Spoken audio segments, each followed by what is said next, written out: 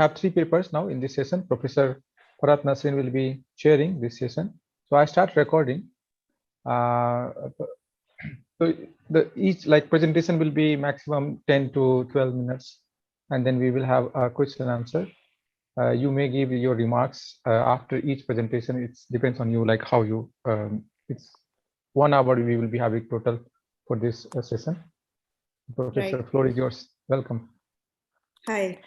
Good evening, everyone. Such a pleasure to be a part of this.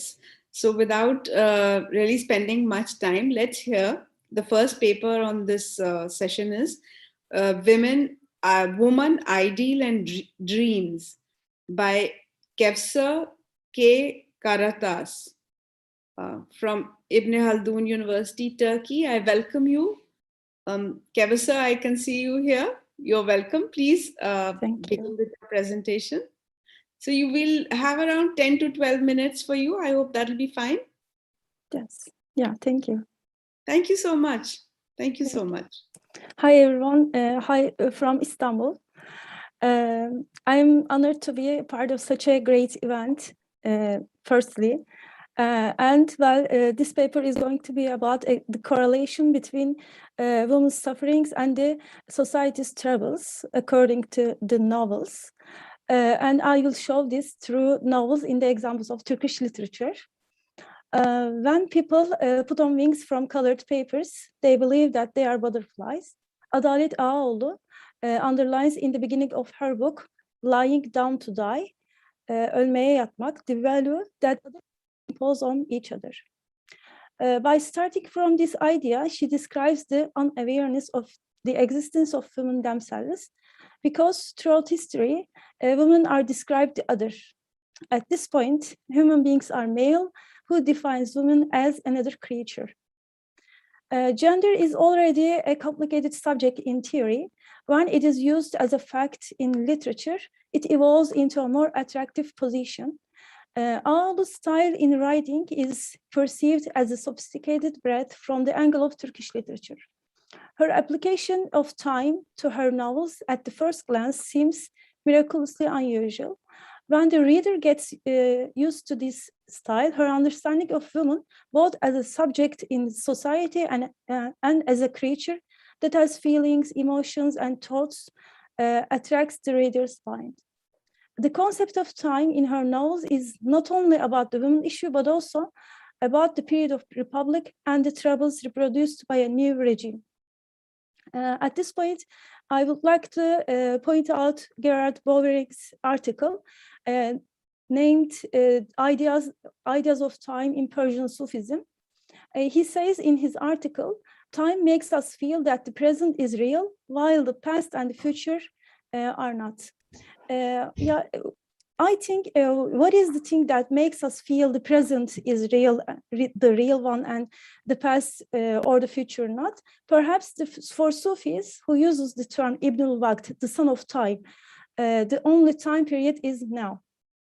She narrates, Adalet Ağaoğlu narrates the stories of the crowds, perplexed and indecisive about how to deal with new conditions.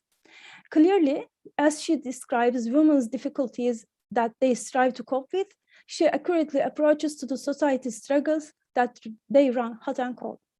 Women in Ağaoğlu's novels plays her unbearable role that is encumbered by society on her. Meanwhile, one can realize the confusion of the society in women's melancholy created in her narrations. In one sense, even though people in this context, men, wish to be modern, in the other, they cannot leave their old traditional thoughts and behaviors, which dislike or humiliate them. Her novels signal in this perspective a rebellion toward those roles, and they are the story of women's endeavor and her strive to understand herself, her struggles, comments on the meaning of femininity. Ağaoğlu makes a historical analysis in her books. The reader can find a brief research of the past in Ağaoğlu's novels. On the one hand, for the sake of an ideal, she narrates women's forgotten femininity that is obligated by society. However, it is only a device to reach her aims. Indeed, women uses this aspect of self-denial to educate herself That is the only way to modernity. She critically designates the crisis created by the women issue in Turkish modernization. In this passage, she refers how modernity is misunderstood by people, and people, especially women, experience what they don't believe. On the other hand, the main theme of her novel, Lying Down to Die, is the confrontation of woman herself. Woman encounters herself and her wishes, and clearly what she could do and what she couldn't do. Nevertheless, woman can never struggle challenges her imposed role in society. Even she does, the feeling of guilt always covers her inner world. The impact points out the emphasized deprivation of courage. In the meantime, the second part of the series, A Wedding Night, Bir Düğün Gecesi, has more bold and daring voice of women than the first book of the series, The Lying Down to Die. The reader's first impression toward this book is the reflection on the women's adaptation of modernity. From now on, women appears as an educated individual who has the capacity to succeed her intellectual progression. While the woman marks her life and her experiences and everybody around her, all underlines women's effort to cover her melancholy for her losses. At this point, she hides herself, her emotions and ideas behind her sarcastic voice. The situation of her self-hiding emerges. While she shows braveness, she also brings her fragility into existence. Actually, it plays a significant role in her life behind her strength. Self-pity in this context infers that she feels a sadness and grief in her depth because of not gaining a social status, but she stumbles without knowing what to be or not to be in the society. It looks like that her desire is to be understood by the ones whom she attaches importance to. Nevertheless, in the toolbox of Ağaoğlu, the reader can recognize the idea emphasizing that nobody is purely good or bad. The intention of one's own thoughts, experience different lifestyles, or even isolation from society, cause alienation from oneself, and perhaps everything depending on his or her spiritual circumstances. One can conclude that Ağaoğlu's works point out to only one destination, the loneliness of women, their desolation, their bondage to man and oppression. In addition to this list, Ağaoğlu tends to describe the cruelty of women to each other. The psychological analysis is constructed in her books. When Ağaoğlu narrates the character's psychological circumstances, she also depicts their attempt to break their narrowed perspectives that are imposed by society. The questionable part is not whether they could achieve it or not, rather how they cope with their traumatic experiences during this process. Normally, they prefer not to participate into the crowd, rather they choose to stay in their own inner worlds, and also they don't opt for socializing. Occasionally, the description of women by society transforms women's inner space into alienation to their surroundings. Selim İleri, in his book, You Would Only Be Mine with Your Blue Wings, Mavi kanatlarınla yalnız benim olsaydın, follows gradually this estrangement. Women in İleri's aforementioned book and the Queen of Hell, Cehennem Kraliçesi, lives in a world that she creates. Woman not only isolates herself from society, but also forms a new world, which builds for herself.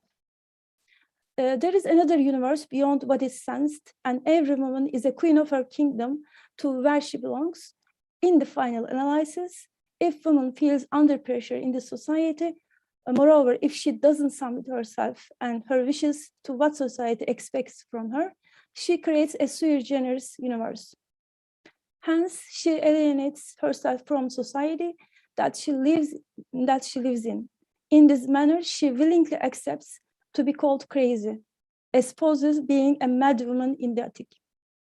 As long as people leave her alone with her dreams in her ideal universe. The web that women's effort to justify their situation takes place in Feride Celal's work as well. Celal makes possible for women in her book Leather to legitimize what they interfere. Celal gives right women to talk about the reasons of her attitudes and behaviors toward what life brings for them. Therefore, they explain the wise excuses and inducements to themselves. This point is very noteworthy that women need to elucidate the reason of their performances by themselves. But firstly, women should justify her thoughts and actions to herself, and once she acts as such, she doesn't need to explain herself to other people around her. Nevertheless, the reader suddenly recognizes that the woman's inevitable destiny, which she tries to escape, will come true. Her stories, Insect and Runaway, fit exactly in the frame of this indispensable fate. Another point that is able to mention in Ağulu's book is the hierarchical relations. One of the sharp problems of the society is the unquestionable form of the social status. This structure is in her books inquired only by a political group of that time. But this emerges a different approach of guilt feelings level, which includes the fear of what if they were not interrogated by state. A different understanding of hierarchy is articulated in Feride Celal's book titled Letter. In the story, the main character brings a woman maid to her bride house. Celal narrates the maid's behavior to replace her lady's position after the death of the lady.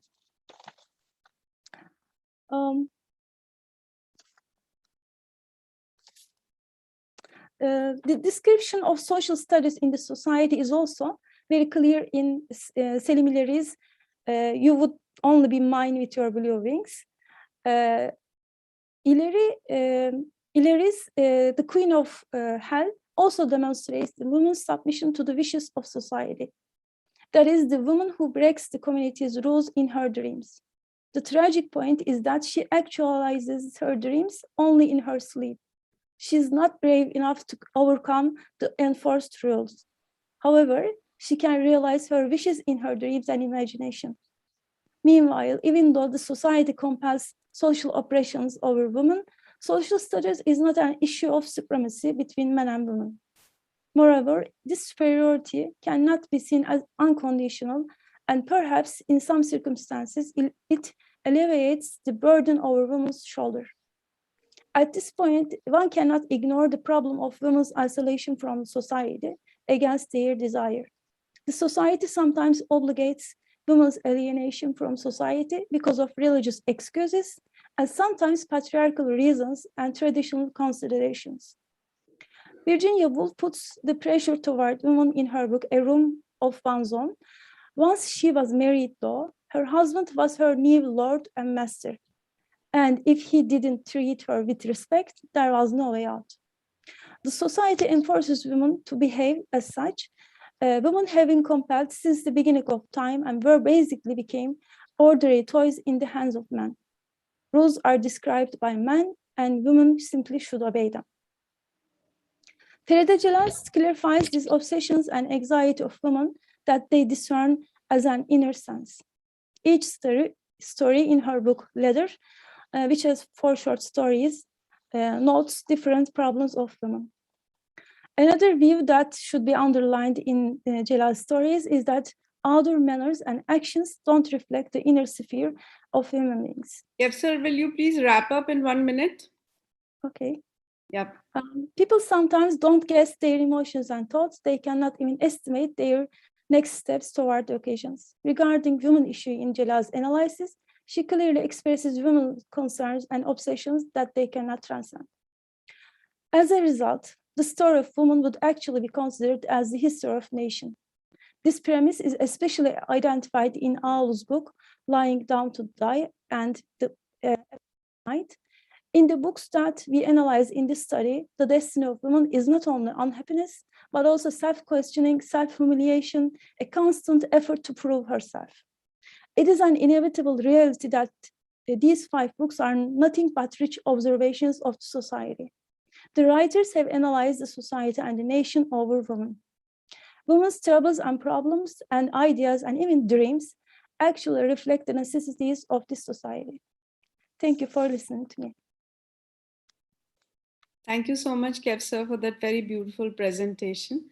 So you looked at 5 books of fiction, and you looked how women were represented therein, and the backdrop that the novelists used to portray the society, and thus it is a reflection of the way actually women are treated in society. Very interesting discourse. Some of these novels are landmark, actually. They are path-breaking, some of them, and they look into aspects which were not usually touched by novelists, especially in the context of Muslim women that you have spoken about. A very interesting discourse. So thank you so much for that. So I invite, in case if there is any question for Kevsar, you may come up with the question now. The audience, any question, any comment?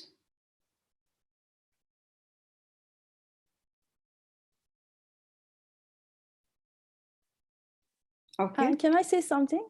Yes, please. Especially, I picked these 5 books because they give some historical backgrounds about Turkey and Turkish literature. That's why I picked them. I would like to say because because the moment you get some historical backdrop, then I think the arguments that you may derive from those novels about reality, they are substantiated because you have a historical backdrop to kind of argue your point forth and your hypothesis. So thank you so much, Kevsar. Thank you. Thank you so much. It was a pleasure listening to you. So I now invite Quratul Ain and Shadan for a paper on the old domestic workers and their issues. So you're welcome, Quratul Ain and Shadan. Thank you, ma'am. A joint paper by Pitu. Hi, you're welcome. Yeah, You're welcome. So you have 10 Thank minutes, you, 10 to 12 minutes for your presentation. Thank you so much. Okay. Thank you, ma'am. First of all, we would like to thank all the organizers of this symposium and then panelists and all my learned presenters here. Before coming to the presentation, we would like to give a brief of the background of this paper. Actually, Muslim women domestic worker is a research area of my co-presenter, Shadan Samar. While collecting her data, she encountered with the elderly domestic workers. And by knowing some distinct needs and issues of old age, we thought to take up this area of the study, which is somehow missing from the research domain, as one of the Jagori, which is very famous organization, which is working for the women issues, and more specifically, they're working for the domestic worker. So according to them, even the old age and aged domestic workers, the issues of them has not been taken up since now. So for like we discussed together, and we have taken up this area to study. This is the first paper we have started with this particular area, and we hope that in the future we'll go with this area of study further. Okay, so over to Shada for this presentation. First, we'll have to share the. Okay, sorry. First, we have to I'm share sharing the screen.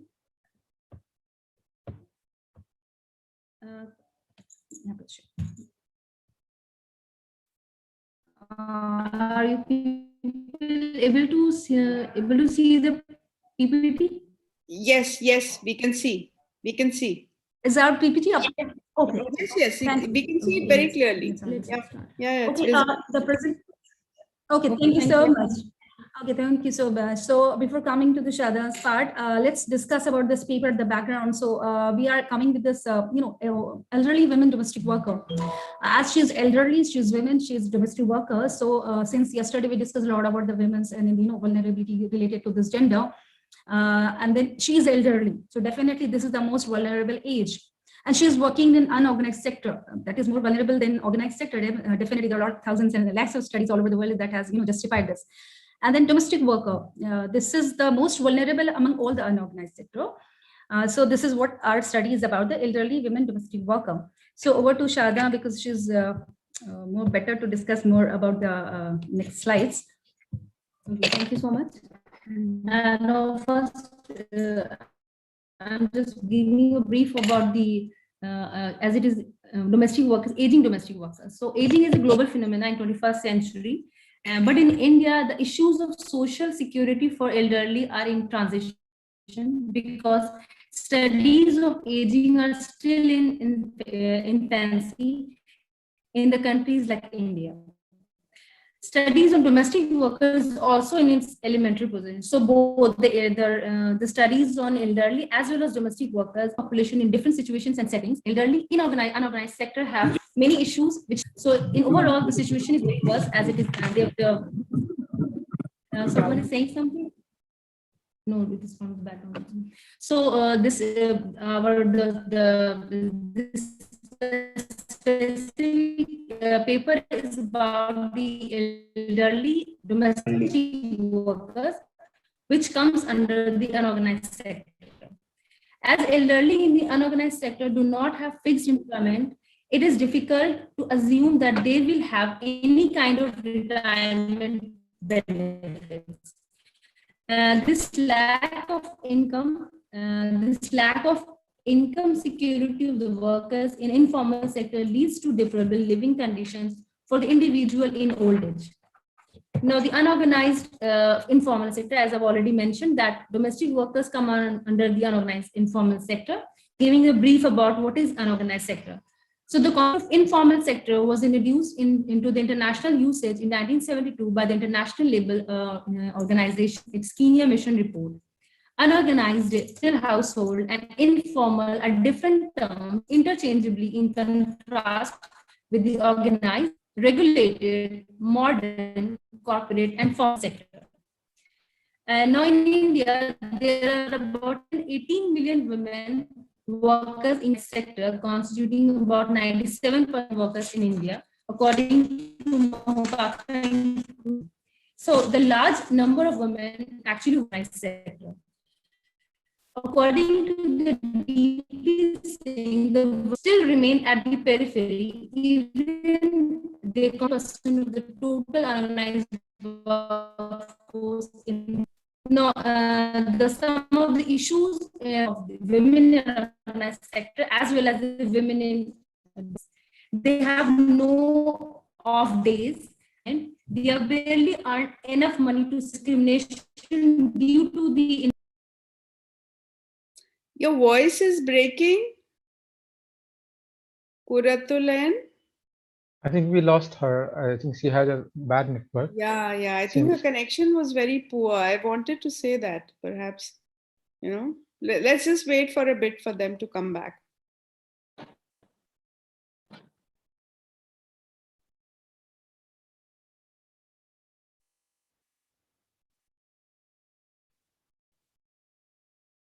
Is it possible, Professor, that we take another and then she will finish from where she has stopped? I think it's a good idea. I think it's a good idea. Let's bring in the next person. I think she's back. I think she's back.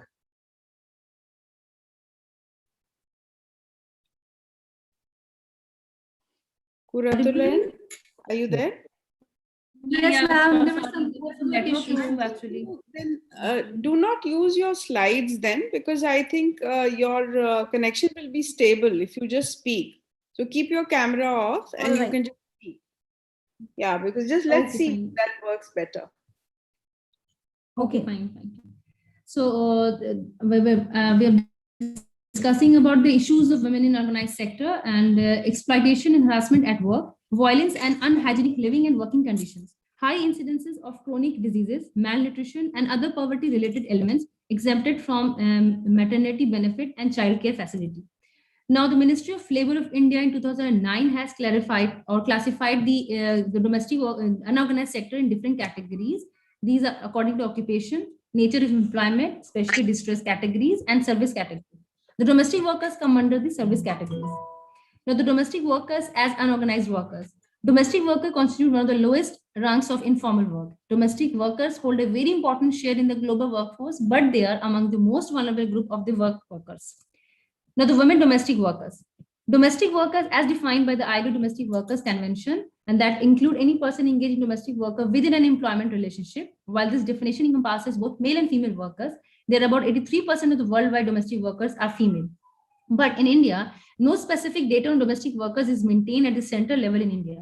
However, as per the National Sample Survey, NSSO, 39 lakhs people are employed as domestic workers, of which 26 lakhs are female domestic workers. Now, issues of domestic workers, as escaping this, as because it has been already explained by our fellow presenter Midhat, so it will take much time. So I'm coming on the next part of this presentation, that is elderly, which will be taken by my fellow presenter Khuratul Anali. Thank you so much. So as aging. Okay, Yeah. please. You have maximum 3 or 4 minutes. So please. Okay. Then we'll just come on our findings. It would be better to escape also. Yes, please. So because we have discussed about the issues of elderly and unorganized sector, so need not to discuss all those. But I just have to highlight here, like there is a paucity of data on different issues of elderly women in population, because in India the issues of social security for the elderly are in very transition phase. Very little study has been done on domestic worker. No such study has been noticed on old age domestic worker, as Jagori has already mentioned. This is a analytical study. So we have collected this data in Aligarh city, which is a very important city in a sense, because it is connected with the Delhi and all. So migration so much, and as it is it's a place where the Aligarh Muslim University is placed. So a lot of the people who are hiring the domestic worker. So so research design was a descriptive research design survey. Again, I'm skipping this all research. So let's discuss about the finding. So our finding, which we have done with the old age domestic workers, which is from the age of 60 to 90 years, even more than I have also found some of the 93 years old domestic worker who are actually retired domestic worker. We have taken both. So majority 85% were widow, only 15% live with their husbands who are also facing the problems of aging. 40% lived in a single room along with their children, usually sleeping in the corridor or any open or odd areas, whereas 60% had a small but safe living area, either by living separately or in a separate room. Sometimes it's also like that they are living in separate houses. So we have also included those. And sometimes they are living with their children. So who lived with their children are abused by them for being dependent on them. Again, this is again an area of concern. The economic, if you look into the economic condition of our respondents, were for survival, 35% dependent on their ex-employers. This is what this is very interesting that actually I want to highlight on this. 35% dependent on their ex-employers, followed by 30% dependent on beggary, because now they are not working anywhere. So they have no other choice than to actually begging.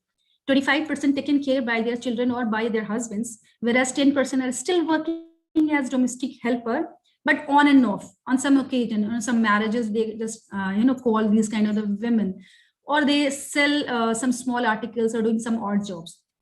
98% have not had any savings. Please wrap up in a minute. Okay. Yep. Okay, on the discussion part, this is like women domestic workers in their old age least concerned about their health checkups, which we have actually found this. Majority did not have any savings. So for every day they are dependent either on their children, for which they abuse for being dependent on them, and some of the older domestic workers supported by their employers, where she worked for several years in a single house. So those employers are the only support system for them in their old age. But few have lost their connection from their owners owing to their immigration, transfer, death, etc. So concern here of mine is that the present day domestic workers who are as a service provider, who's not working for a houses for the longer period, or they are actually working for many in many houses, so they don't have that strong connection as the earlier domestic worker who are now older. So the concern for the present day domestic workers, because here, as my study has revealed that majority of them have been taken up, the care have been taken up by the ex-employers, which is by fault is going to missing for the present day domestic workers in coming future. So for that, the policymaker has to taken up the issues of elderly in an organized sector, and they have actually in India, a draft bill has been proposed by National Commission for Women to govern condition of work for domestic workers especially, but that is under review and discussion. And this kind of the study which needs to come up more, so to push this particular bill to become a reality. Sensitization is very much important, but I just want to conclude with because all of our employer and employee were the Muslims. So I just conclude our presentation with the hadith, which is very related to this particular relationship of the employer and employee, which is very much important to be taken up. That was what the gist of this presentation was. So your employer, this hadith, as per the Prophet Muhammad, peace be upon him, reported to have said that your employer are your brothers upon whom Allah has given you authority. So if a Muslim has another person under his control, she should feed them with the like what one eats and clothe them with the like one wears, and should not overburden them with what they cannot bear. And if you do so, help them in their jobs. 2545. So I have mentioned this concluded our presentation with this, this hadith. This is what we feel as very important. If it's not like a religious thing, but it's very important to be followed by everyone. So this is all our presentation. So, Thank you so much. thank you so much. Okay, thank you so much, both of you. Thank you so very much. The first thing that I would like to comment is this, that to introduce Aligarh, you said that it's an important place. It's close to Delhi. I'm surprised that both of you from Aligarh Muslim University, do you think that you need to have a reference of Delhi to introduce Aligarh Muslim University and the township of Aligarh? Huh? Actually, why have mentioned that it's near to Aligarh? I'm sorry, your voice is breaking, but that's quite a surprise. Ma'am, I'm not glorifying Delhi. You don't have to, to introduce Aligarh, you don't have to bring in Delhi at all. I mean, Aligarh in itself is a big deal. Yes. Why I've quoted, why I've actually mentioned here, because I have said that migration, right? So my study area is migration, women migration. Shadaz is domestic worker. So we both are sisters. So usually we discuss a lot about the things and the women's in the vulnerable section. So how is migration related to your? Why I've said yes, ma'am. Why I've said it is near to Delhi, because domestic workers, because this is a route where it's easy to access, and people coming from the Bihar, Orissa, and also this is the common route, and because of the close to Delhi, people, it's not like that. It's near to the capital, and a lot of the people are migrating from UP and Bihar, so from Orissa and Bengal to Delhi. No. If you're introducing Aligarh, I think you would rather use the history of Aligarh itself. It's got a great. Okay. The other thing is that for your data, how many people did you actually interview for your data? Because you're talking about percentages, no? So how many people have you actually interviewed? Yes, ma'am. Because we have a step, that part of the methodology. We have actually, I'm just asking while collecting the data by Shada. No. See, please give very short. I'm talking about, how many number of people have you interviewed for your data? That's what I'm asking. That was 50. 300 we interacted, but 50 were the old age. So we have selected those 50 out of those 300. So actually this data is, come out from those 50 elderly or domestic workers. Okay. All right. So this was an interesting presentation, drawing attention to, ageism and of course other discrimination which comes from, economic differences and so on and so forth. So it was important. And a lot needs to be done because both these areas are kind of, under researched. Ageism is also under researched, something which is just being explored. So I think you'll eventually do a good job because, you can widen the base of your data and then maybe come with some solutions and some, suggestions which can be used by the NCW and the government as well as at large. Any questions for the speakers? Any questions from anybody? None? No questions? Okay, thank you. Thank you so much, Quratul and Shadan. It was a great pleasure listening to both of you. Very, very nice. Thank you. Great work both of you are doing. Thank you. Thank you so much. Thank you, ma'am. So I now invite Parvati Das. Parvati Das is going to speak about documents in Dalit discrimination as an exercise in everyday history. Parvati, you're welcome. Thank you, ma'am. Ma'am, am I audible? Yes, you are clearly audible. Okay, ma'am. Just let me share my screen. Parvati, you have around 10 to 12 minutes, somewhere between that time, right? Oh, okay, ma'am. I'm trying to share my screen, but yes, it's working. Okay, just a moment, ma'am.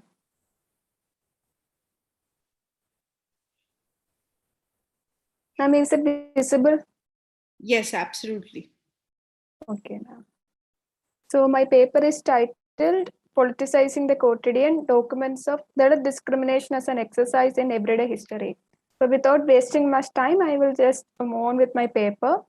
In the grand narrative of totalizing history, the lives and experiences of a great many are marginalized or at times entirely forgotten.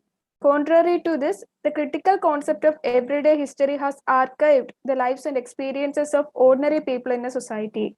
Though their stories are considered irrelevant to the mainstream history of a society, it reveals the working of dominant ideologies and hegemonic perspectives that rendered their life mundane, as not worthy of being recorded as history. So, through this paper, the paper aims to analyze how the Tumblr platform called Documents of Dalit Discrimination, founded by Ezzat, a Dalit writer and journalist, act as the historiographical project recording the everyday history of Dalits.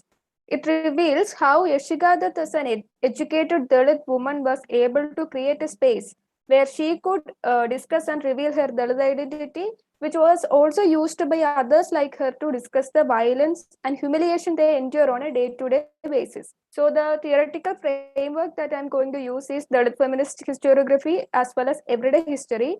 And through that, the paper intends to disclose the necessity of considering texts like documents of Dalit discrimination as counter discourses to historicize the less discussed, often neglected aspects of Dalit lives and the role of Dalit women in initiating such actions. So, coming to Dalit feminist historiography, it has countered mainstream narratives associated with women's movement and Dalit mobilizations, which often negate the role played by Dalit women. Many scholars like Sharmila Rege and Shailija Paik have pointed out the limitations in feminist and Dalit historiography regarding Dalit women. They argue that it perpetuates a homogenized, monolithic idea of who a woman and Dalit is. As commented by Rege, Dalit feminist historiography tries to counter the, I quote, masculinization of Dalithood and the savanization of womanhood, I unquote. It aims to probe how caste, class, and gender triply oppress Dalit women. So I'm skipping a few lines because of the time constraint. Here, everyday history is the art framework to probe the often neglected and negated life of Dalit women. It's a historically, it is a German field of Altangist or the history from below. So what basically everyday history does is that we have grand narrative of what is happening in a society, but everyday history is focusing on what is happening at the bottom level of a society, or what is happening to the women, or what is happening to a factory worker, or so what is usually perceived as mundane and ordinary is probed in everyday history. So that is why we have to use everyday history when we talk about Dalit women's life, because it is not necessary that they are always part of political mobilizations or some big political events, but their life do matter because caste works in every realm of their life, not just in the public domain but also in the private domain. That's why I was bringing in the everyday history theoretical framework. So here, this is Ezzat, and this is the Tumblr platform that I'm talking about. So if you have time, do check it out. Ezzat's Documents of Dalit Discrimination reveals the conjoining of the realms of everyday history with Dalit initiatives in historiography in general and Dalit feminist historiography in particular. It became the platform for that to come out and assert her identity as a Dalit after hiding her identity for so long. That says that her ability to pass as an upper caste person never spared her the trauma of casteism. Thus, the idea of coming out became the avenue for her to understand the Dalit discourse on dignity and self-respect. She did so through a Facebook post on 20 January 2016 and also by starting this particular Tumblr blog. Though initially meant as a space to share experiences, it now acts as an archive of the everyday history of Dalit people. That initiative in establishing the Tumblr account reveals the role of Dalit women in creating such spaces to discuss the everyday oppression and violence in the lives of Dalit as part of the larger project of Dalit feminist historiography. Hence, it is essential to consider it is an epistemological resource of its own accord. It is not just a very informal space, but that particular Tumblr account did do matter. So right now I'm trying to sort of conjoin the concept of Dalit historiography with everyday history. According to Alf Ludek, everyday history focuses on two aspects. Firstly, it focuses on everyday activities, which is characterized by an element of repetitiveness. The repetitiveness or the routinization reveals the normalization of the roles and functions dictated by power structures. However, the acts that are repeated are not fixed. Rather, the agents do have, or the person who is performing such functions do have some sort of agency in changing those narratives or changing the functions imposed upon them. So all is not lost, I would say. So the dynamicity of the mundane is the second factor that everyday history focuses upon. These two aspects of everyday history is connected with four functions of Dalit historiography as discussed by Badri Narayan and the Dalit scholar. The four functions include, I quote, it imparts self-respect, it helps them to understand their specific place in society, it is a means to acquire self-confidence and self-esteem, and finally, it establishes a platform for self-analysis. So these are the four things we can see being performed in that particular Tumblr account. So that's documents of Dalit discrimination reveal this intertwining of everyday history and Dalit historiography, particularly Dalit feminist historiography. By creating the Tumblr account, Yeshika is placing herself in the long history of Dalit feminist historiography initiated by writers and activists like Baby Kamble, Shantabai Kamble, Urmila Pawar and Bhama. She has discussed her impetus for coming out as a Dalit and the inception of documents of Dalit discrimination in her memoir, Coming Out as Dalit as well. In the prologue to the memoir, that says that it was her, I quote, first independent journalism project, I unquote. She created as a response to the lack of mainstream spaces for Dalits to discuss their lives without being judged and silenced. She comments that she wanted to create, I quote, a safe space for conversation, a safe space for conversation about caste that needs to go beyond reservation and merit, and voices that echo the hurt so many of us suffer silently. So what she is trying to do is that by giving autonomy to the people who are sharing their stories, that is countering the mainstream narrative that consider Dalits either as victims or those undeserving of reservations alone. From a Dalit feminist historiographic perspective, that as well as the other Dalit women contributors in Tumblr, by emphasizing the everyday, created a space that transcended the monolithic unilinear narrative of Dalit women as either victims or as transgressive heroines alone. As pointed out by Pike, Dalit women's lives cannot be reduced to such simplistic binaries. Rather, we should focus on their subjectivities as formed by the experiences of being both victims and transgressive agents. Only then we can understand the ways in which Dalit women negotiate with different power structures to assert their identity on a daily basis. Documents of Dalit discrimination dismantles many preconceived notions regarding Dalit experiences. The stories and experiences shared by different people on the platform reveal how Dalits are persecuted by the caste system in the public life and even at the minutest, most intimate realm of domestic life or familial experience. Some of the common instances shared by many contributors include issues Parvati, in please wrap up in 1 minute. Parvati, please wrap up in 1 minute. Okay, ma'am. Okay, ma'am. So when you look at this particular Tumblr account, we can see that there are accounts from diverse section of the society. So there are some preconception or there are some stereotypes that the issues of casteism is only happening in a rural context, or all Dalits are uneducated, or there are some sort of there are such stereotypes. But if you look at this particular account, we can see that there are people from the urban area, there are people from the rural context, there is a doctor, there is a research scholar. So this particular Tumblr account is kind of countering and dismantling all such stereotypes on Dalit people. So what I'm trying to say is that it is very important to look at such cyberspaces as very politically active and being or existing as existing with a very political purpose. So we cannot just write off such experiences as mundane or ordinary. Their experiences do matter, even if they are not being part of some big political movements or something like that. So that's what I was trying to say with regard to everyday historiography, everyday history and Dalit historiography. That's it, ma'am. Thank you.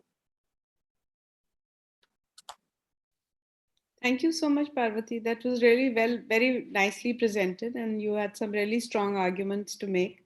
So we had three presentations right now. Parvati, I think my comment for your paper is this, that you made us realize the importance of individual experiences and how they contribute to the big picture, and how those individual experiences have to be given their due importance, and how they can make a chain of reactions and maybe make a big difference. So I think that was a big point that you were making here. And if there are any questions or comments for Parvati, you may come up with them now from the audience. Ma'am, I would like to apologize for my terrible PPT presentation because I lost track in between. So I wasn't changing it according to my presentation. No, it doesn't matter at all, because, usually it's very difficult to manage the PPT while you're speaking, because either you speak properly or you manage that. So you presented very well. There's no issues at all. Yeah. Okay, ma'am. So yeah, absolutely. So we had these three beautiful presentations.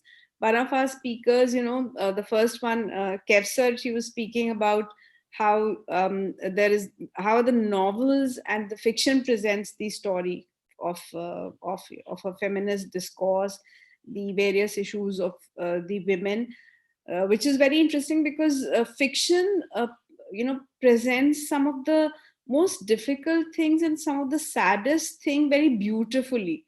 So that is what she was talking about.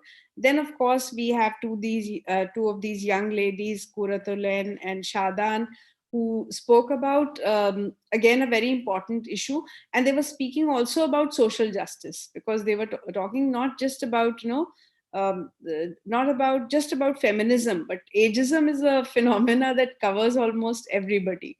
So they were talking about ageism, talking about the condition of female workers, domestic workers, poor people, their issues, widows, widowhood, problems related to widowhood, all of that, So that was also very interesting, great work they are doing. And then, of course, Parvati. And I believe, Parvati, there are also some films which have been made in the recent past on the same kind of thing, where people are trying to hide their actual caste because they want acceptance in the society. So I saw one of those and I think it was very touching. So with this, feeling really happy that such, beautiful work is being done by young women, all three of you. Absolute pleasure to listen to you, great learning, and it was just too good. So thank you so much for being a part of this. Thank you so much. So over to Rajiv. What do we do? Okay, so thank you very much, Professor. And we will have now the validatory session. Right. I hope all the professors are here now. First of all, I would like to thank all the presenters. They really work very hard to write their papers and also making their presentation and informing us, the various emotions, understanding that can really help to understand each other and to achieve the better humanity that we can imagine. It's really give a lot of things were here presented in a very nice way that that I was not even aware. So first of all, I'm really very thankful that you educated me with many things with this presentation. And so I'm sure that there are many people like me who are not informed about this, that how a woman feel, when they watch a cinema, or when they are married and living in a home with a man, or even with the partners.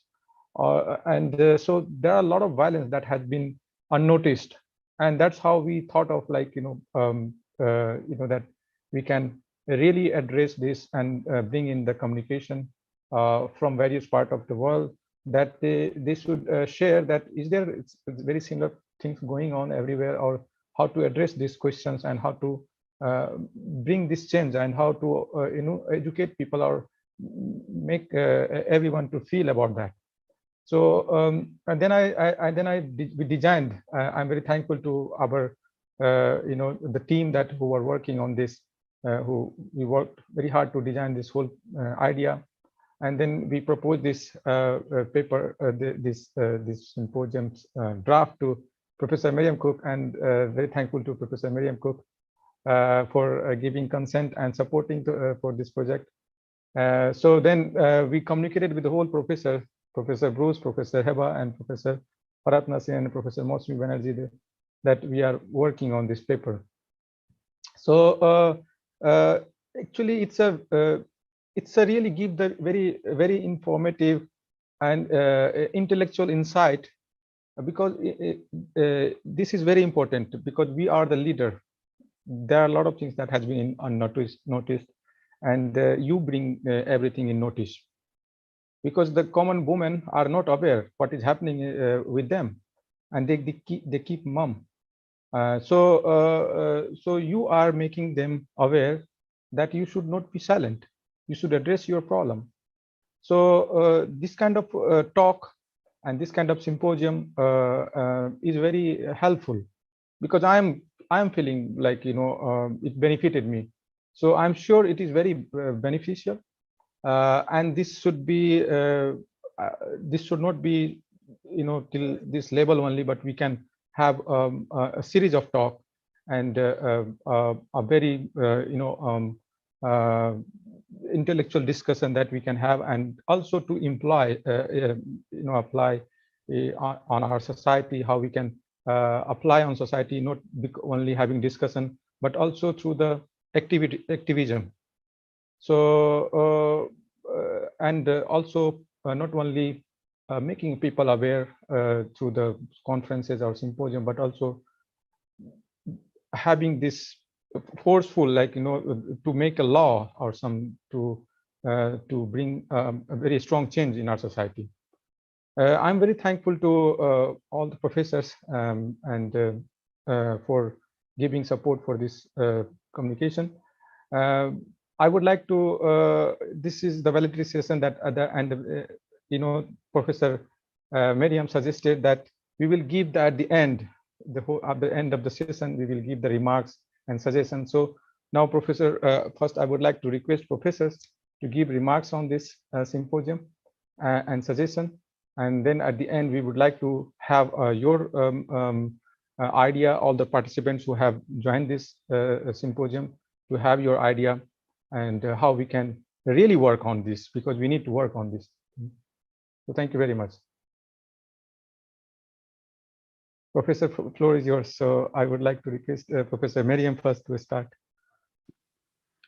I thought I was last, but that's okay. Well, first of all, yes, this has been a really wonderful 2 days, and congratulations, Rajiv and the Umran Council. You did a wonderful job. I think much has already been said, so I won't add anything substantive. But I just wonder if you have plans for publishing, or what the next steps are. Rajiv.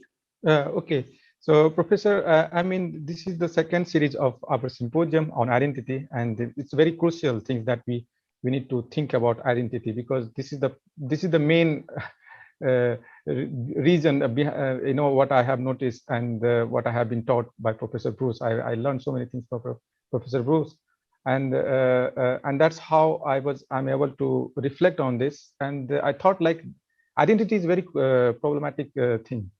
At the same time, it's that is I myself, Rajiv. It starts with the Rajiv, the name, and then coming from Bihar, and then so a lot of identities are involved in myself. And so this is whole problem of identity, to how to understand this whole identity, because Professor Bruce and I have been continuous dialogue to understand this understand identity. And I'm really thankful to Professor Bruce that every time he, even with the short email, he answers my email and enriches me with a lot of messages in short messages. So I thought like identity, like today in the symposium, one was saying, Muhammad Safar was saying that in Kerala they are talking about the woman empowerment, but in reality, if you ask them whether they know how to cook and how to whether they clean their clothes or not. So I was reflecting on myself, and this is the time that you need to reflect on yourself also. So I thought like whether I know how to cook. I know cooking. I love cooking. So I am not a man or woman. Then I have to think about it, whether I am a man. Really, I'm a man because I know cooking. So am I a man? No, I'm a woman. I'm also a woman. So I deconstruct my identity, and I go back to the religious identity, religious historical identity. So I am not a man or woman, but Adam and Eve, or not Adam and Eve, but Adam, or maybe not a woman and man. So and he. So this whole notion that we need to develop or how to establish this understanding is a continuous strive. And neither man is evil.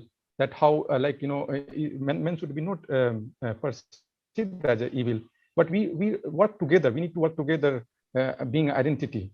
That someone is, I was not aware, like maybe I have done a lot of things which is not appropriate for women, for a different identity, because I was not aware. We need to keep ourselves open, that to improve ourselves, not to that, okay, you did something and you are evil. It should not be like that. Then there will be no peace, and you will be having always conflict, and there will be no family. So it is, I'm still striving for this, to understand whole notion of identity. And when you talk about publishing, of course, so this is the second series of our symposium on identity, and we will keep going on.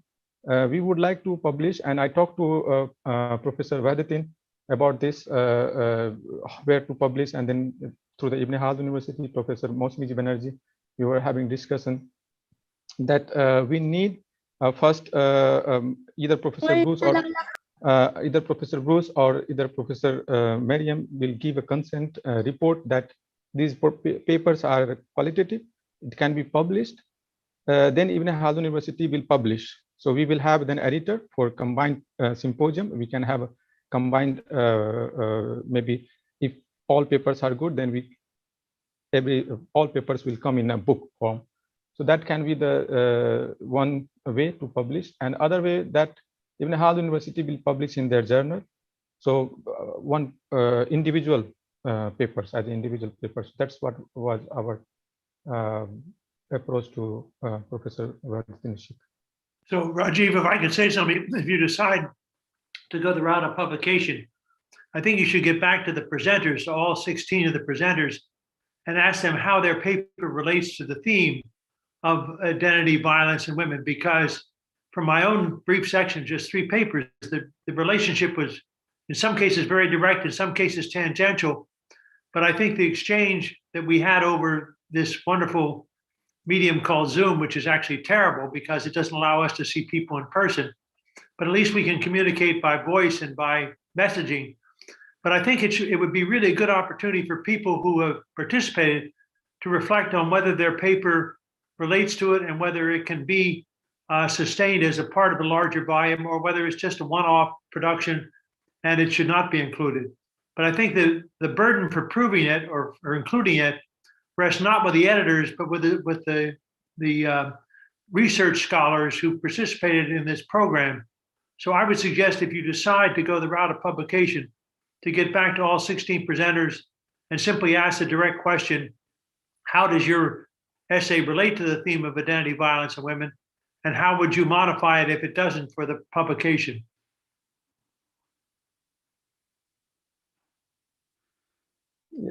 Yes, we thought of this, we planned like first we will have a meeting with Professor Mousumi G Banerjee to have more suggestion from her, and then we will work further and have the combined meeting with you and Professor Miriam and also Professor Heba, that how we can work on this further. Good.